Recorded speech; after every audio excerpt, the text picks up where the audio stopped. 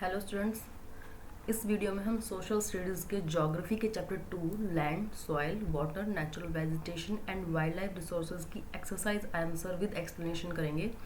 इससे पहले हमने इस चैप्टर की 2 एक्सरसाइज की थी, जिसके अंदर हमने पार्ट 1 में इस चैप्टर के पार्ट 1 के अंदर हमने land and soil in 2 topics को कवर किया था और पार्ट 2 में water, natural vegetation and wild life resources in 3 topics को कवर किया था। और इस वीडियो में हम उस चैप्टर की एक्सप्लेनेशन करेंगे। हम एक्सप्लेनेशन स्टार्ट करते हैं एक्सरसाइज की। इसका फर्स्ट जो क्वेश्चन है वो है टिक द करेक्ट आंसर्स। आपको ऑप्शन गिवन है हर क्वेश्चन के, उसमें से आपको करेक्ट आंसर करना है। फर्स्ट क्वेश्चन है which of the following is not a type of soil.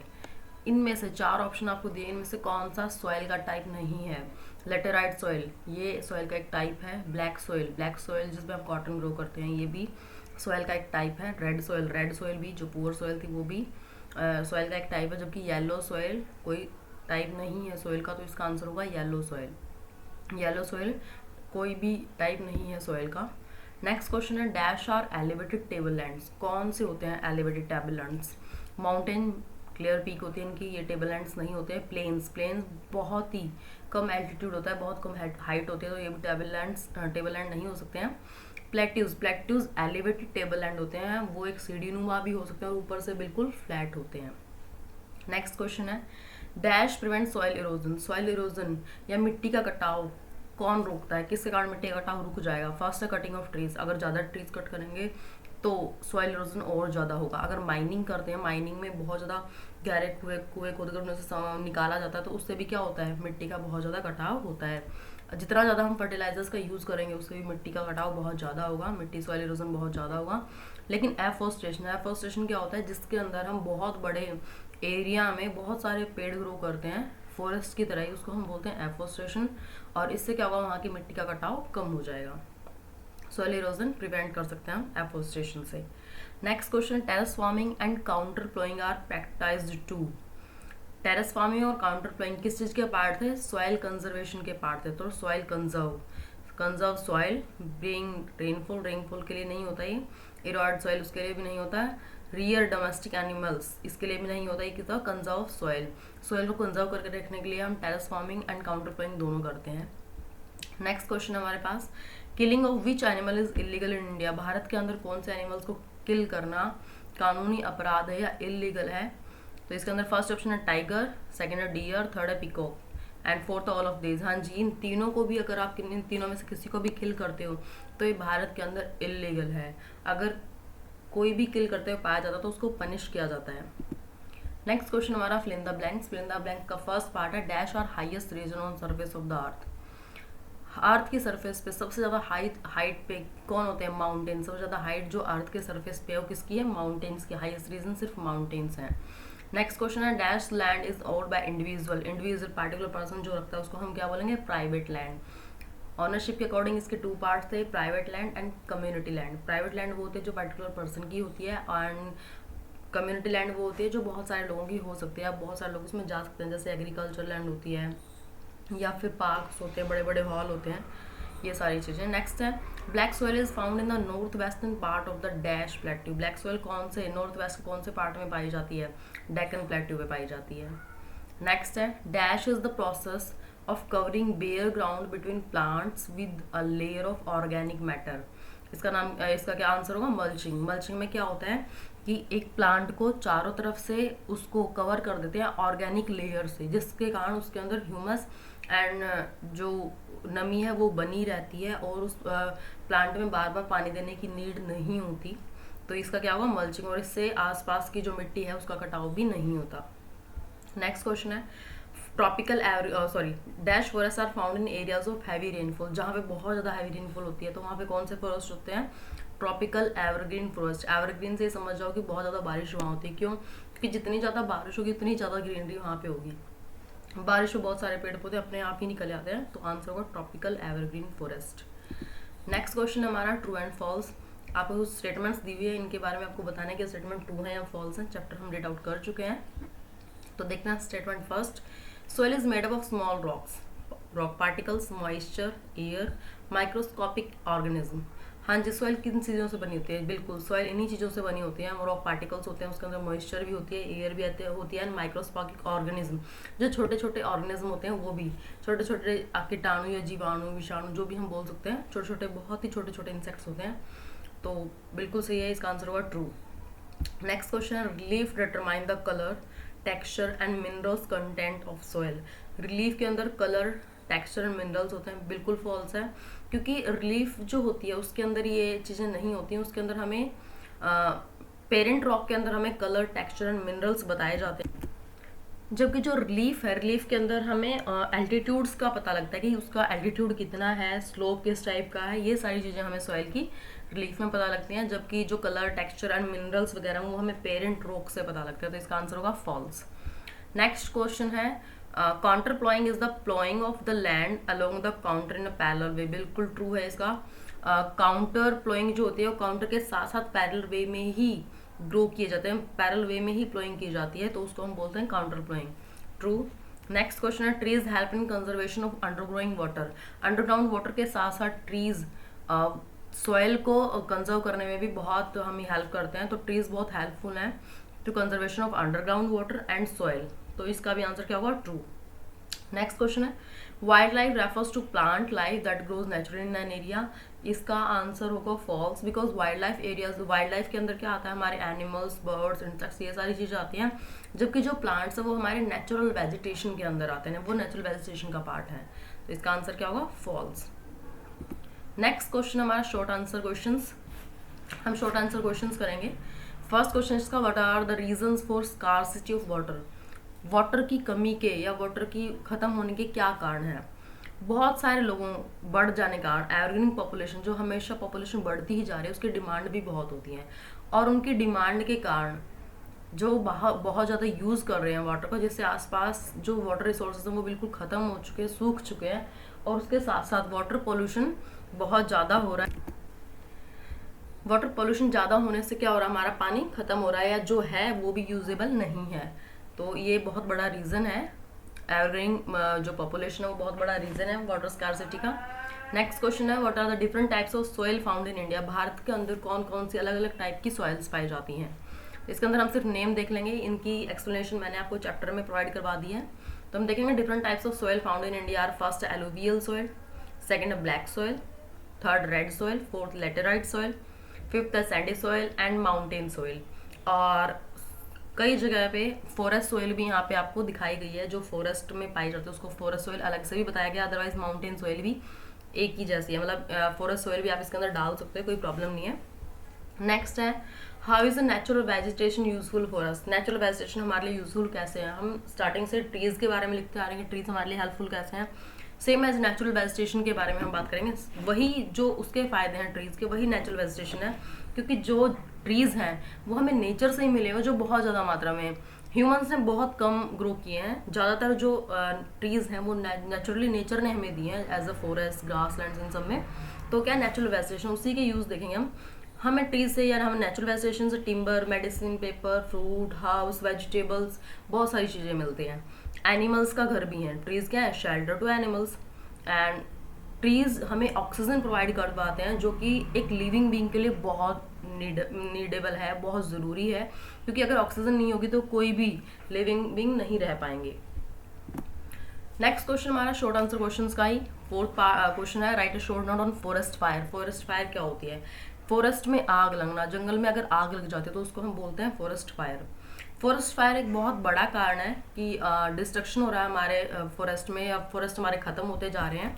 अब फॉरेस्ट में फायर लगने के अगर लग जाते तो उसको हम रोक नहीं सकते, हम जल्दी से उसको कंट्रोल नहीं कर सकते। उसके दोनों ही पार्ट्स हो सकते हैं, नेचुरल प्रोसेस भी हो सकता है जैसे कि लाइटनिंग वगैरह हो जाए, या समटाइम्स ह्यूमन एक्शन भी हो सकता है। ह्यूमन एक्शन या तो ह्यूमन जानबूझ के फॉरेस्ट के अंदर आग लगा दे, या समटाइम्स वैसे ही लग जाए, बाय मिस्टेक उन लोगों से लग जाए।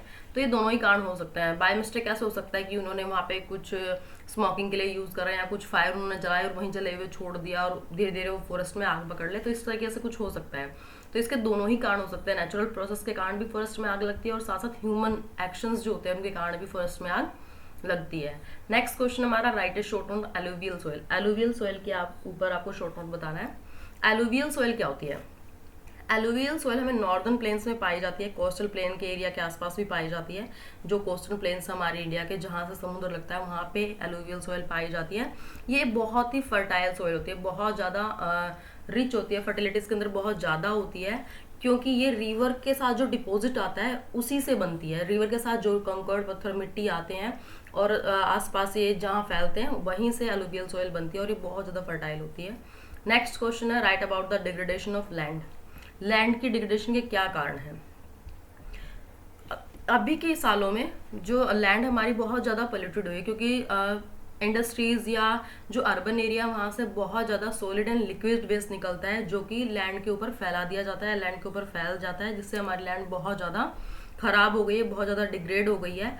और इसके डिग्रेड के और भी कारण है, डिफॉरेस्टेशन, बहुत ज़्यादा वनों का अगर कटाव होता है तो भी लैंड का डिग्रेडेशन हो रहा है। ओवर ग्रेजिंग, अगर बहुत ज़्यादा पशुओं को चराया जा रहा है एक ही जगह पे तो उससे भी हमारी लैंड को नुकसान पहुंच रहा है। माइनिंग वो जो मिनरल्स निकाले जाते हैं ज़मीन के अंदर से, उनसे भी बहुत ज़्यादा नुकसान हो रहा है लैंड को। एग्रीकल्चर मिसमैनेजमेंट, जिन लोगों को एग्रीकल्चर ठीक से नहीं करना आ रहा है, जिन लोगों को नहीं पता कि कितना पेस्टिसाइड यूज़ करना है और कितने टाइम पीरियड के बाद उनको यूज़ करना है, उससे भी लैंड डिग्रेडेशन बहुत ज़्यादा होता है।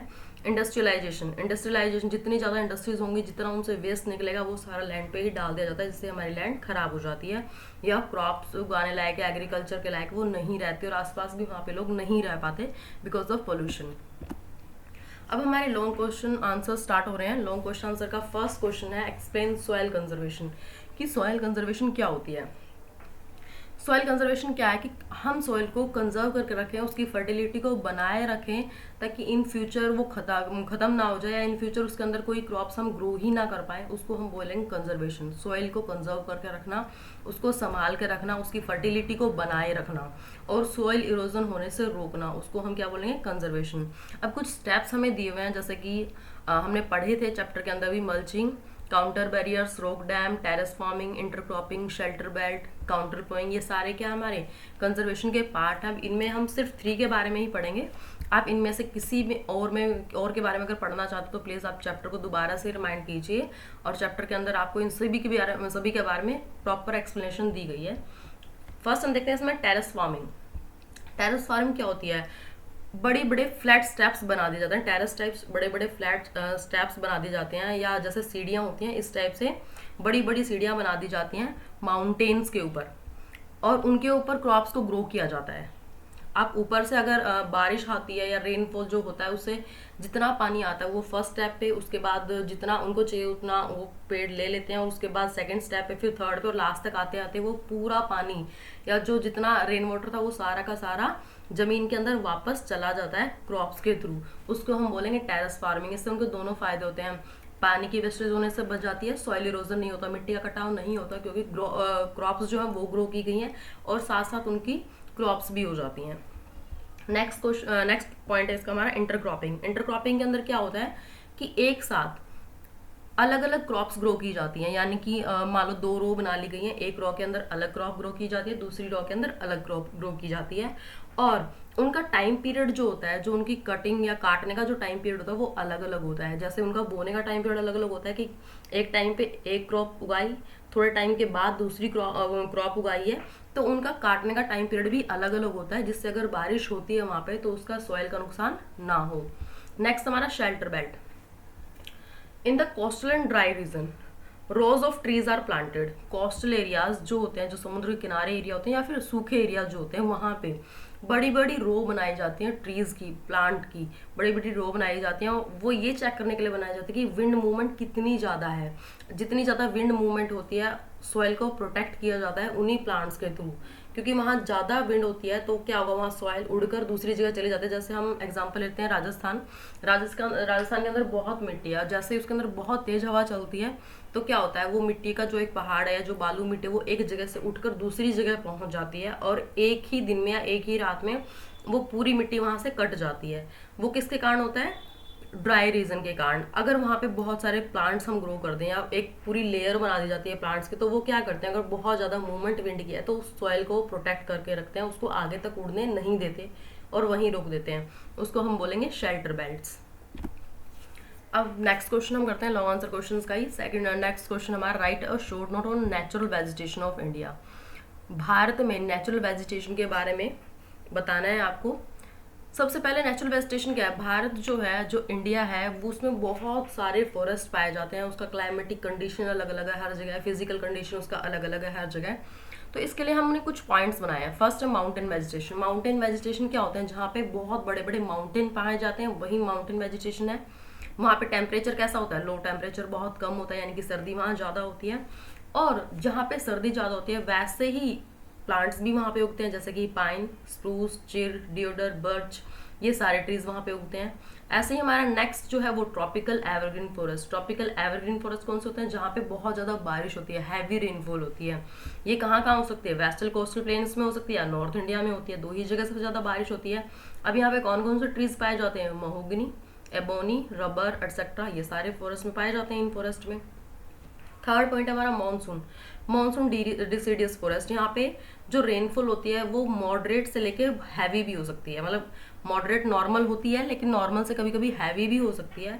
यहाँ पे पाए जाने वाले जो ट्रीज हैं वो हैं sal, teak and bamboo tree. Next है हमारा टाइडल और मैंग्रोव फॉरेस्ट। ये वो फॉरेस्ट होते हैं जो डेल्टा के आसपास पाए जाते हैं, जहाँ पे बहुत सारी नदियाँ अपना पानी लेके आती हैं और गिरा देती है समुद्र के अंदर। वो डेल्टा एरिया होता है, दलदली एरिया होता है। ठीक है, तो उस रीजन में कौन कौन से पाए जाते हैं, मैंग्रोव फॉरेस्ट में, सुंदरबन डेल्टा वगैरह में सुंदरी नाम के जो ट्री थे वो सारे यहाँ पाए जाते हैं। नेक्स्ट है हमारा डेजर्ट। डेजर्ट वेजिटेशन कैसी होती है, जहाँ पे बहुत ही कम बारिश होती है या समटाइम्स बारिश होती भी नहीं है। जैसे कि भारत के अंदर राजस्थान में है थार डेजर्ट। यहाँ पे कौन कौन से ट्रीज पाए जाएंगे, डेट, पाम, कीकर, बबूल, कैक्टी, ये सारे जो ट्रीज हैं ये सारे यहाँ पे पाए जाते हैं। तो आपको क्लियर हो गया होगा माउंटेन वेजिटेशन में जो हाइट लो टेम्परेचर के अंदर होते हैं वो ट्रीज यहाँ पाए जाते हैं। ट्रॉपिकल एवरग्रीन फॉरेस्ट में जो बहुत ज़्यादा बारिश होती है वो ट्रीज यहाँ पाए जाएंगे, जैसे बोनी, रबर वगैरह। मानसून डिसीडियस फॉरेस्ट जहाँ पे मॉडरेट से हैवी रेनफॉल होती है, जैसे साल, टीक, बैम्बू, ये ट्री यहाँ पाए जाएंगे। टाइडल और मैंग्रोव फॉरेस्ट कौन से होते हैं, जो डेल्टा के आसपास के एरिया होते हैं। डेजर्ट वेजिटेशन जहाँ पे बारिश बहुत कम या ना के बराबर होती है, जैसे राजस्थान में थार डेजर्ट है, यहाँ पे आपको डेट, पाम, कीकर, बबूल, कैक्टिया, ये सब ट्रीज पाए जाएंगे। तो ये हमारी इंडिया की नेचुरल वेजिटेशंस हैं। नेक्स्ट क्वेश्चन हमारा, in what ways can we conserve water. किस तरीके से हम पानी को कंजर्व करके रख सकते हैं, उसके बारे में हमें एक्सप्लेन करना है। फर्स्ट जो उसका है वो है saving rain water. Rain water को बचा के रखना, या रेन वाटर का आप किस तरीके से स्टोर करोगे। जैसे ट्रीज को प्लांट, हम बहुत सारे ट्रीज को प्लांट कर सकते हैं जिससे रेन वाटर जो है वो अंडरग्राउंड चला जाए, या उनकी रूट्स के थ्रू, जो प्लांट किए गए ट्रीज हैं उनकी रूट्स के थ्रू वो जमीन के अंदर चला जाए, बजाय कि नालियों में जाने की। रिस्टोर कर सकते हैं पोन्ड्स को, टैंक को, लेक को, जिससे जो पानी है, जो रेन वाटर इकट्ठा हुआ है वो धीरे धीरे सारा पोन्ड में, टैंक या लेक्स में चला जाए जो आपने बनाए हैं, और उसको जब भी नीड हो तब आप उसको यूज कर सकते हैं। इस तरीके से हम रेन वाटर को सेव करके रखते हैं। ये मैंने इसको पूरा प्रॉपर एक्सप्लेनेशन की थी चैप्टर के अंदर, दोबारा से आप देख सकते हैं। Next, introducing new means of irrigation. नए नए तरीके निकालना इरीगेशन के, सिंचाई के नए नए तरीके निकालना, जैसे कि ऑर्गेनिक फार्मिंग की जा सकती है। जैसे हमने मल्चिंग में पढ़ा था कि एक एरिया छोड़ दिया जाता है और उसी के एरिया के अंदर थोड़ी बहुत नमी डाली जाती है, थोड़ा बहुत पानी डाला जाता है, उससे उसके अंदर वो ड्राई नहीं होता और उसको प्रॉपर पानी मिलता रहता है। या स्प्रिंकलर, जैसे कि आपको इस पिक्चर में नजर आ रहा है स्प्रिंकलर, ये दिखाया जा सकता है कि आप पूरे खेत के अंदर एक एक फाउंटेन लगा दिया जाए, या थोड़े थोड़े गैप के अंदर फाउंटेन लगा दिया जाए, उससे जितना नीड हो उतना ही पानी डाला जाए। And drip irrigation. Drip irrigation में क्या होता है, एक एक बूंद बूंद पानी गिरता है। जैसे कई जगह पे जहाँ पे पानी बहुत कम है वहाँ पे बैम्बू से कुछ स्ट्रक्चर बना दिए जाते हैं, हर पेड़ के ऊपर एक एक उसमें होल कर दिया जाता है, जिससे उसके अंदर पानी डालो तो एक एक बूंद होकर उस पेड़ के ऊपर गिरता रहता है, जितना उसको नीड होती है उसको मिल जाता है और पानी की वेस्टेज नहीं होती। तो इस तरीके से हम कर सकते हैं इरिगेशन में। Next, saving industrial consumed water. Industries में जो पानी यूज हो चुका होता है और जिसको दोबारा यूज किया जा सकता है, किसी और चीज में रिसाइकिल किया जा सकता है, तो उसको ज्यादा से ज्यादा यूज किया जाना चाहिए, बजाय कि उसको वेस्ट कर देने के। नेक्स्ट है डोमेस्टिक वाटर। डोमेस्टिक वाटर जो आप घरों में यूज करते हैं, जैसे कि कहीं पे लीकेज हो रही है या पाइप कोई डिफेक्ट हो चुका है तो उसको ठीक किया जा सकता है। लोगों को या जो व्हीकल्स को धोते हैं जो लोग, जैसे बाइक या गाड़ी वगैरह को, तो उसको बकेट के थ्रू धोना चाहिए, बजाय कि पाइप का यूज करना, क्योंकि जितना ज्यादा पाइप का यूज करेंगे पानी की वेस्टेज उतनी ही ज्यादा होगी। किचन में जो पानी यूज किया जा रहा है उसको आप प्लांट्स में डाल सकते हो, प्लांट को दे सकते हो। तो इस तरीके से हम पानी को बचा सकते हैं। इसके अंदर से कोई भी आप 2 पॉइंट लिख लेना, आपकी मर्जी है, या चारों के 1 पॉइंट लिख सकते हैं। नेक्स्ट क्वेश्चन है state the features of sites. Sites क्या है? साइट्स हमने पढ़ा था चैप्टर के अंदर, wild life and natural vegetation को सेव करने के लिए ये साइट्स बनाई गए इंटरनेशनल लेवल पे, तो उसी के बारे में हम पढ़ेंगे कि इसके फीचर क्या है। ये एक इंटरनेशनल एग्रीमेंट है सभी गवर्नमेंट्स के बीच में। इसके अंदर बहुत सारी स्पीशीज़, अब वो स्पीशीज़ एनिमल्स की भी हो सकते हैं और बर्ड्स की भी, उनको बड़े ध्यान से या उनकी सेफ्टी के लिए इसको बनाया गया है। इसके अंदर इंश्योर किया गया है कि इंटरनेशनल ट्रेड लेवल पे हर वाइल्ड एनिमल या प्लांट जो स्पीशीज वगैरह हैं उनके सर्वाइवल के लिए उनको स्पेस दिया जाएगा, यानी कि अगर वो ख़त्म होने वाले हैं तो उनको कंजर्व करके रखा जाएगा। जैसे कि बायोस्फीयर नहीं, जैसे कि नेशनल पार्क्स वगैरह बनाए गए हैं इस तरीके से। नेक्स्ट है रफली, अगर हम नॉर्मली देखें 5000 स्पीशीज रखी गई एनिमल्स की एंड 28,000 स्पीशीज प्लांट्स की हैं, जिनको प्रोटेक्ट करने के लिए इन्होंने बहुत सारे कदम उठाए, मेजर स्टेप्स लिए हैं। उनमें से कुछ के एग्जांपल दे रखे हैं, जैसे bear, dolphin, corals, aloe, orchid और कैक्टी। इन सभी को बचाने के लिए इनके लिए बहुत मेजर स्टेप्स लिए गए हैं। तो इसके अलावा और भी बहुत सारे हैं। इन क्वेश्चन आंसर को कीजिए, बैक साइज कंप्लीट कीजिए, कोई रीजन आपको वीडियोज में दे दी गई है, and try to learn them, उनको लर्न करने की कोशिश कीजिए। Thank you.